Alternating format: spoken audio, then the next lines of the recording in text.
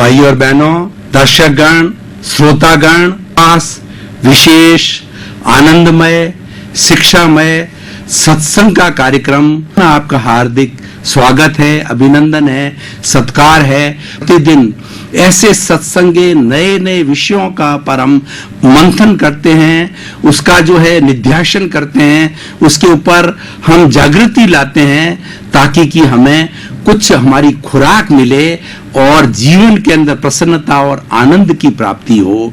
तो आज हम ऐसे ही सत्संग के प्योरली सत्संग का विषय जो है वो है अध्यात्म का आनंद। इस विषय के ऊपर आज हम चर्चा करेंगे।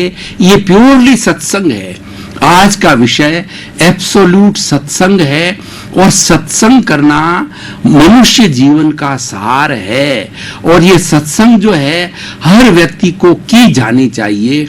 सत्संग किसे कहा जाता है कि अच्छे इंसान की संगति, अच्छे इंसान के साथ बैठ करके वार्तालाप करना।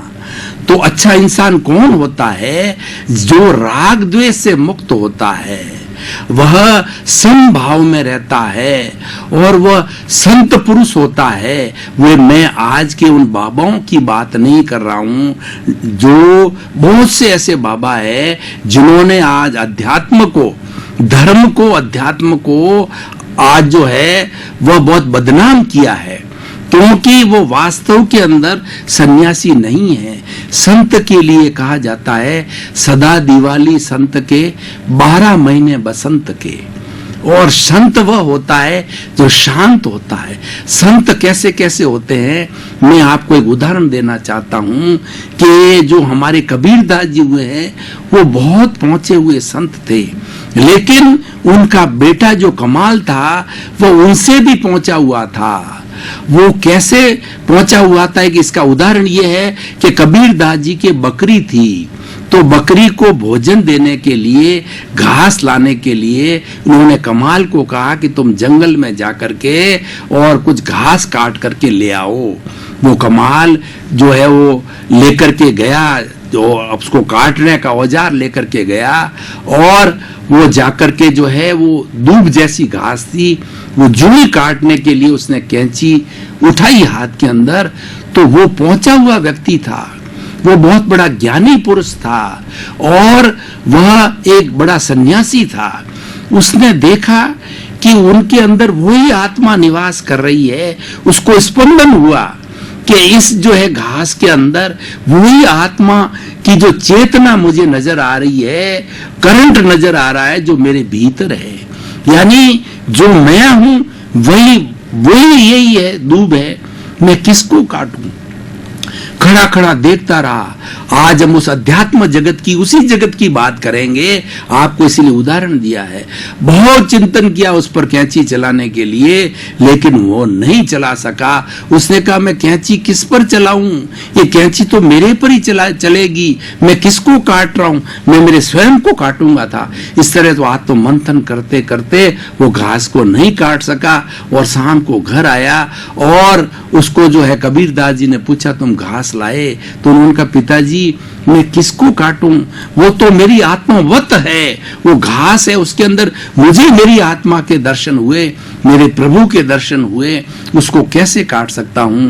तो कबीरदास जी ने उसको बहुत धन्यवाद दिया और कहा कि कमाल, तू तो मेरे से भी बहुत पहुंचा हुआ व्यक्ति है। तो भाई और बहनों, अध्यात्म का आनंद लेने के लिए हम सत्संग करने के लिए आज एकत्रित हुए हैं।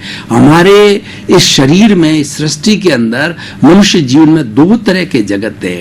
एक तो है बाहर का जगत और एक है हमारा भीतर का जगत है। वो भीतर का जगत है वो आध्यात्मिक जगत कहलाता है, जो आज हमारा विषय है। बाहरी जगत के अंदर हम सारा वार्तालाप करते हैं, मन वचन काया की प्रवृत्तियां करते हैं, लेन देन करते हैं, हमारा परिवार होता है, हमारा व्यवसाय होता है और हम उसके अंदर बाहरी दुनिया के अंदर घूमते हैं, फिरते हैं, गोते लगाते हैं और इस सृष्टि को निहारते हैं। मैं उसमें नहीं जाऊंगा क्योंकि भाई और बहनों, दर्शकगण हैं, आज का जो विषय है वो अध्यात्म का आनंद है। वो इसीलिए वो अध्यात्म भीतर है। उस भीतर के जगत के ही गोते आपको लगाऊंगा। एक जो दुआ आता है, कस्तूरी जो होती है वो मृग की नाभि के अंदर होती है, लेकिन मृग जो है उस कस्तूरी की सुगंध को जो है वो सूंघ सूंघ करके इधर उधर वह घूमता फिरता है और वो उसको पाना चाहता है। ये उसका अज्ञान है, उसको ये ध्यान नहीं है कि ये जो कस्तूरी की महक आ रही है मेरी नाभि में ही है। बंधुओं, तो आज भी हम भ्रमित हैं क्योंकि हमारे में अज्ञान है। तो आज इस सत्संग के माध्यम में हम अज्ञान हटा करके हम ज्ञान की प्राप्ति करना चाहते हैं। और गुरु बिना ज्ञान नहीं होता है। गुरु किसको कहा जाता है? गुरु का मतलब अंधकार, रू का मतलब दूर करने वाला। गुरु वह व्यक्ति होता है जो अज्ञान रूपी अंधकार को दूर करता है। एक भाई और बहनों, दर्शकगण, श्रोतागण, उदाहरण देना चाहता हूं कि सघन अंधेरा है और उसमें एक छोटा सा दिया जला दिया जाता है तो वो सघन अंधेरा मिट जाता है, तिमिर मिट जाता है। तो उसी तरह दीपक जो है स्व पर प्रकाशक होता है। तो हमारे भीतर जिस अध्यात्म की बात कर रहे हैं वो भीतर हमारे जो विराजमान शुद्ध आत्मा भगवान है, जिसकी हम आज चर्चा करेंगे, वह ज्ञान रूपी है। उसके पास में कोई अज्ञान नहीं है। तो उसकी पहचान करना सेल्फ रियलाइजेशन है, वो अध्यात्म का आनंद है। और वही आज के सत्संग का विषय है कि जब सेल्फ रियलाइजेशन कर लेंगे, अपने आप को पहचान लेंगे, तो हमारे पास में कुछ भी करने को शेष नहीं रहता है। भाई और बहनों, दर्शकगण, श्रोतागण, हम दुनिया को बहुत जानते हैं। हम क्या करते हैं कि अपनी गज से दूसरे को नापते हैं और दूसरे की गज से अपने को नापते हैं। ये हमारा ज्ञान है, ये हमारा दृष्टिकोण। अपने दृष्टिकोण से दूसरे की व्याख्या करते हैं और अपने आप को हम दूसरे के दृष्टिकोण से व्याख्यायित करते हैं। ये अज्ञान है। ज्ञान कहता है कि अपने आप को पहचानो, जो स्वयं सत्य खोजो, अपना सच में से जा महतिंग भुए सुकप्पहे। स्वयं सत्य खोजो और स्वयं सत्य खोजने के लिए अध्यात्म का आनंद लेना पड़ेगा, क्योंकि भीतर आनंद का खजाना है। हम प्राय देखते हैं कि बाहर हम इतना एंटरटेनमेंट करते हैं, इतना धन कमा लेते हैं, इतनी वस्तुओं, इतना लोगों से संपर्क कर लेते हैं और आखिर थक जाते हैं। ऐसी थकने की स्थिति में हम थोड़ा सा ध्यान करते हैं, थोड़ा सा सुकून लेते हैं, तो थोड़े समय के अंदर ही हमें एक आनंद की अनुभूति होती है। क्योंकि आनंद हमारे प्रभु का, हमारे भीतर विराजमान चेतना का जो है वो लक्षण है, ये उसकी प्रॉपर्टी है, इसीलिए ये उसका गुण है। हम गुण से अलग नहीं होता है। जैसे कि शीतलता है, जो पानी है उसका गुण शीतलता है। पानी कभी भी उष्णता, कभी भी गर्मी नहीं दे सकता है। और अग्नि के अंदर हाथ डालो कि मेरा हाथ ठंडा हो जाए, तो अग्नि तो जलाएगी, वो हाथ को ठंडा नहीं कर सकती, क्योंकि ये अग्नि का गुण है जलाना, ताप देना। इसलिए बंधुओं, हम अगर सुख चाहते हैं, हम आनंद चाहते हैं, बाहर आनंद है ही नहीं। हम जो उस मृग की तरह जो है, मृग तृष्णा की तरह भटक रहे हैं, जिसकी की नाभि के अंदर कस्तूरी है, ढूंढ वो बाहर रहा है, ये मृग तृष्णा है। मृग तृष्णा एक अज्ञान है। तो हमारा ज्ञान क्या है कि हमारा आनंद भीतर है, वो अध्यात्म है। अध्यात्म में, अध्यात्म का अर्थ होता है कि भीतर की ओर जाना, अपनी आत्मा के साथ में रहना, आत्मा का स्पर्श करना, आत्मा का परीक्षण करना, आत्मा का निरीक्षण करना, आत्मा का रियलाइजेशन करना, इंट्रोस्पेक्शन करना। इंट्रोस्पेक्शन की जब स्थिति आती है, स्व निरीक्षण की स्थिति आती है, तो वो आनंद की स्थिति होती है। और जिसने एक बार अपने जीवन में सेल्फ रियलाइजेशन अच्छी तरह से कर लिया, उसका आनंद का जीवन जो है इतना बढ़िया हो जाता है कि वो कभी भी उससे लुप्त नहीं हो जाता है। तो उसके लिए भीतर के जगत के लिए बात कही गई है, आत्म अनुभव बात की, जो कोई पूछे बात, जो गूंगा गुड़ खाई कहे कौन मुख स्वाद। ये गुंगे को हमने गुड़ की डली दे दी और उससे पूछें कि भैया इसका स्वाद कैसा है, तो वो आ हाथ के जो है वो सिंबल से हमको बताना चाहेगा, क्योंकि वो बोल नहीं सकता। तो अध्यात्म के आनंद की बात आप कहोगे कि आप मुझे अध्यात्म आनंद दो, तो आनंद की मैं अनुभूति करा सकता हूं। वो आनंद की अनुभूति के साथ ही हमको आनंद मिलेगा। गूंगे की तरह जो है ये एक्सप्रेस नहीं किया जा सकता है। इसलिए भाइयों, आत्म अनुभव की बात को जानना चाहते हैं तो भीतर चलिए। अब हम भीतर के जगत के अंदर जाते हैं, क्योंकि बाहर का जगत जो है बहुत छोटा है। भीतर का जो हमारा जगत है बाहर के जगत से अनंत अनंत गुना बड़ा है और वो अति सूक्ष्म जगत है। वो हमारा प्योर हमारा ही जगत है, वो प्राइवेट जगत है। उस जगत में न तो कोई जा सकता है न कोई उसके जाने का रास्ता है। ये भाई और बहनों, दर्शकगण, श्रोतागण, हमारे योग के अंदर जो 9 केंद्र बताए गए हैं उसमें से आज्ञा चक्र है, इसको हम दर्शन केंद्र कहते हैं। ये पिनियल ग्रंथि का केंद्र है।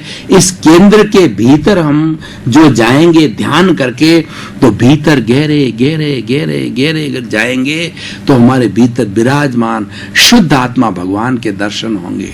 भीतर का सारा जगत का जो मालिक है वो हमारी शुद्ध आत्मा है और वो चारों तरफ आनंद बिखेरता है। आप भीतर जाओगे तो ऐसा मालूम पड़ेगा कि चारों तरफ आनंद का सागर लहरा रहा है। इसका पूरा ध्यान है, पूरा पैकेज है और वो पैकेज 45 मिनट्स का है। तो भाई और बहनों, अभी समय नहीं है कि मैं आपको ध्यान कराऊं, तो अभी तो आपको जो है सारा एक थ्योरी की क्लास ले रहा हूं। तो भीतर जाने पर आपको ऐसा महसूस होगा कि मैं आनंद के सागर में गोते लगा रहा हूं। आनंद की वर्षा हो रही है, चारों तरफ आनंद ही आनंद है।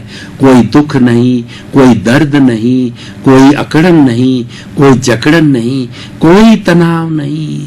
शरीर के रोम रोम के अंदर प्रसन्नता फूट रही है। जैसे एक पेड़ से नई नई कलियां कैसे फूटती है, असंख्य कलियां फूटती है और जो फूल बनती है, उसी तरीके शरीर के रोम रोम से आनंद की अनुभूति हो रही है। तो ऐसा आनंद भीतर में है, ये अध्यात्म का आनंद है और ये ध्यान के द्वारा प्राप्त होता है।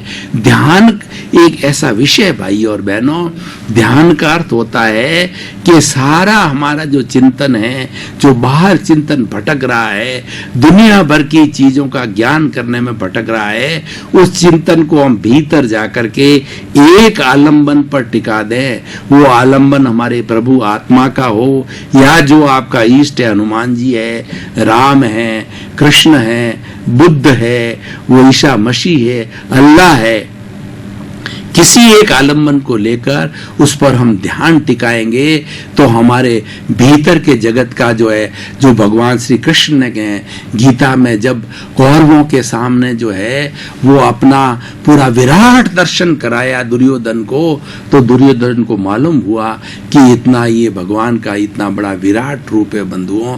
तो उस विराट रूप हमारे भीतर विराजमान है, शुद्ध आत्मा भगवान के अंदर विराजमान है।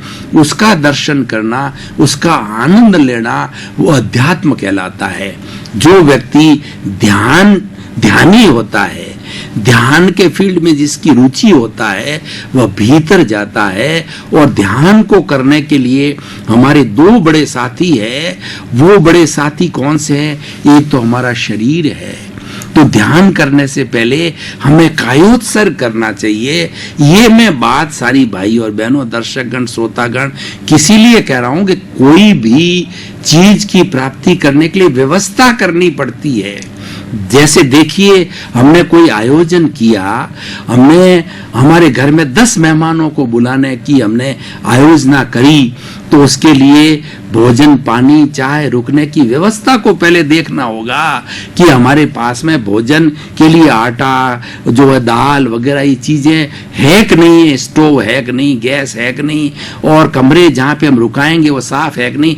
व्यवस्था पक्ष जरूरी है। व्यवस्था किए बिना कोई कार्य नहीं करना चाहिए। जीवन के अंदर जन्म लेने से जो है जाने तक की पूरी व्यवस्था कर लेनी चाहिए। कहाँ रहूंगा, मेरी संतान का कैसे पालन पोषण करूंगा, उसको पांवों पे कैसे खड़ा करूंगा, सब व्यवस्था पक्ष है, वो हमारा हार्डवेयर है। और जो आनंद है वो हमारा सॉफ्टवेयर है। दोनों साथ रहते हैं। कंप्यूटर के अंदर हार्डवेयर सॉफ्टवेयर दोनों नहीं होंगे, जब एक भी मिसिंग है तो कंप्यूटर नहीं चलेगा। तो व्यवस्था पक्ष हमारा बाहरी जगत है और भीतर का जगत है आनंद की प्राप्ति करने के लिए, सत्संग की प्राप्ति नहीं। आप सत्संग के अंदर चले गए लेकिन आपका मन भटक रहा है, बाहर भटक रहा है, कहीं जाना है, ये आ रहा है, कोई घर के अंदर कोई चीज रखी हुई, कोई लूट लेगा, कोई चाबी छोड़ के आ गए। तो ऐसी सब चीजों से ध्यान को हटा करके भीतरी जगत के अंदर ध्यान को ले जाएंगे, तभी आनंद की प्राप्ति होगी। क्योंकि आनंद भीतर है, इसकी खोज बाहर नहीं करनी चाहिए। ऐसे हम हमेशा ये कहा करते हैं कि जो हमें बिस्तर है वह हमें सैया दे सकता है लेकिन नींद नहीं दे सकता।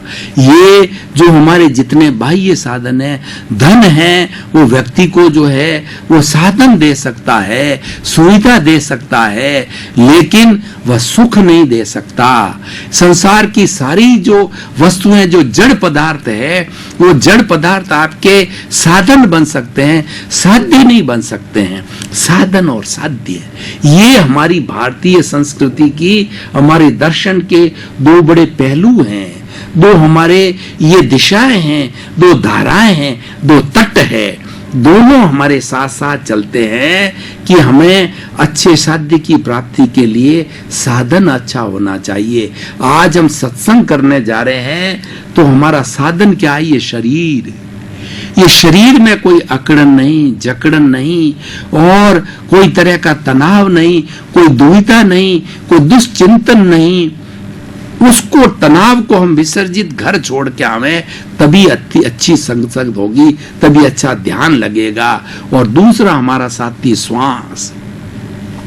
बंधुओं, जो लोग अध्यात्म का आनंद लेना चाहते हैं, जो ध्यान करना चाहते हैं, भीतर का जगत ऐसा है बंधुओं कि भीतर का जगत आप गोते लगाते जाइए, घंटा, 2 घंटा, 4 घंटा, 6 घंटा, 24 घंटे तक भी जो है आप खड़े खड़े, बैठे बैठे, सोते सोते इस जगत के अंदर गोते लगाते रहो तो आपको लगेगा इतना बड़ा अनंत अनंत अनंत अनंत उद्घाटन हो रहा है कि जीवन भर उस जगत को आप देखते रहो। उस विराट स्वरूप, जो कृष्ण भगवान के विराट स्वरूप को जैसे देखा, हमारे शुद्ध आत्मा भगवान का विराट स्वरूप इतना है जिसका मूल लक्षण आनंद है।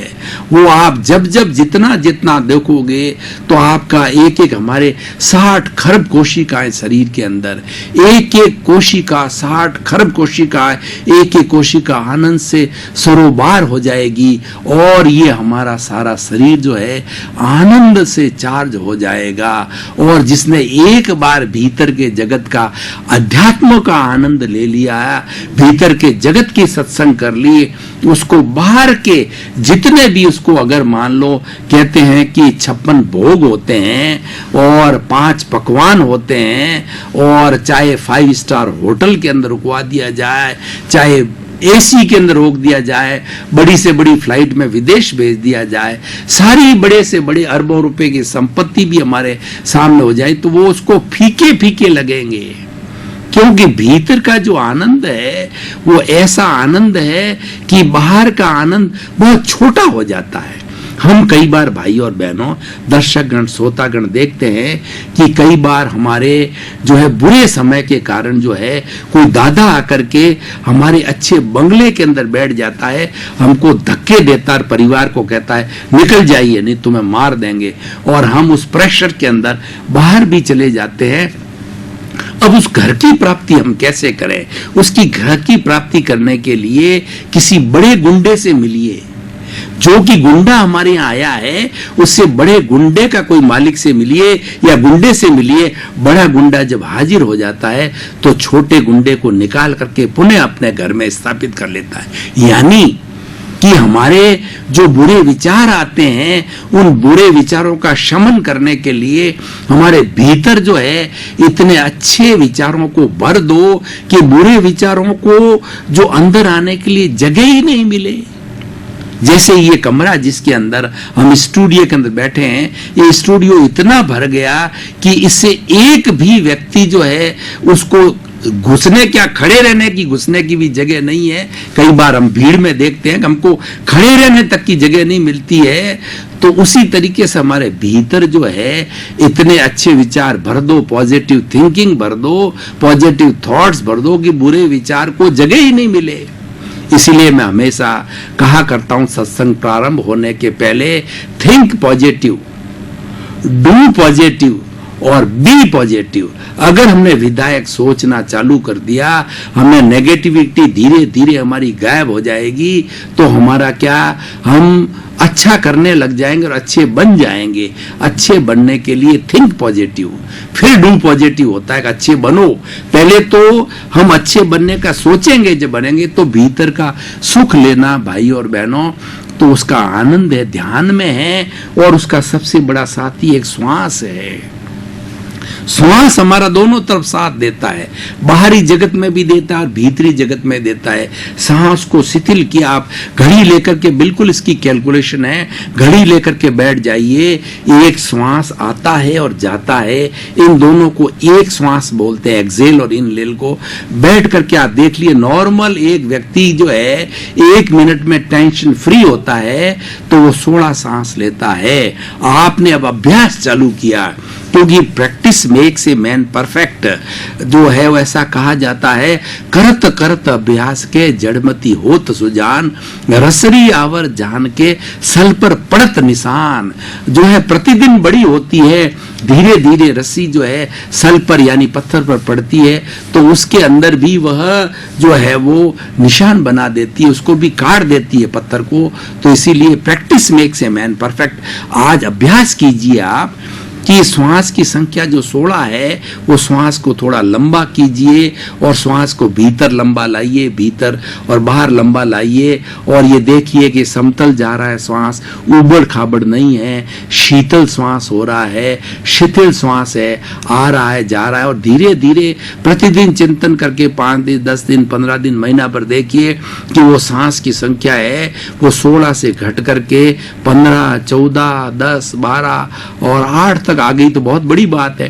जितनी जितनी हम घटाते जाएंगे 10, 12, 8 तक आ जाती है, 10 तक भी आ जाती है। तो बंधुओं, ये दावे के साथ मेडिकल साइंस कहती है, ये हमारे ज्ञानी पुरुष कहते हैं, हमारे ध्यानी पुरुष कहते हैं। और जितने मेडिटेशन है उनकी रिसर्च ये बताती है कि व्यक्ति अगर वो श्वास की संख्या 16 से घटा करके 12 तक भी आ जाता है तो वो कभी भी दुराचारी नहीं हो सकता, वो नेगेटिव थिंकिंग वाला नहीं हो सकता, क्रोध मान माया लोभ उसके पास नहीं फटक सकते, और वो करप्शन नहीं कर सकता, वो रेप नहीं कर सकता, वो किसी को गाली नहीं दे सकता। बंधुओं, इतनी बड़ी विधा जो कि बहुत ही बिना पैसे मिल रही है, क्योंकि बेचारा तो सांस तो आता है और जाता है, हमारा परम साथी है। जब तक सांस आ जब तक आशा, और जब सांस निकल गई तो राम नाम सत्य होता है। लास्ट तक साथ देने वाला साथी हमारा श्वास है। उसके ऊपर हमने परीक्षा की, उसका नियंत्रण किया, उसका हमने व्यवस्था की और उसकी संख्या को हमने घटाया, मात्र इतना किया है तो हम बहुत बड़े ध्यानी हो सकते हैं। और निश्चित तौर से सांस पे नियंत्रण करने वाला जब भीतर जाता है तो हमारा जो आनंद का खजाना है उसको लूट लेता है। राम नाम की लूट है, लूट सके तो लूट, अंत काल जब आएगा और प्राण जाएगा छूट।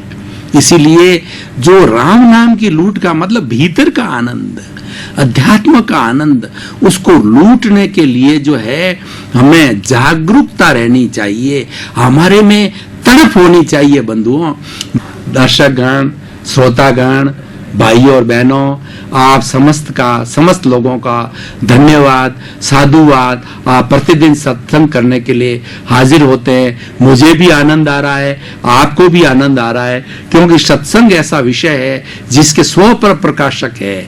वह खुद भी आनंदित होता है और जिसको बता रहा है वो भी आनंदित होता है, तो जगत कल्याण हो, जगत के सब जीवों को सुख मिले, जगत के सब जीवों को आनंद मिले, किसी को कोई कष्ट न हो। सर्वे भवन्तु सुखिनः सर्वे भवन्तु निरामया।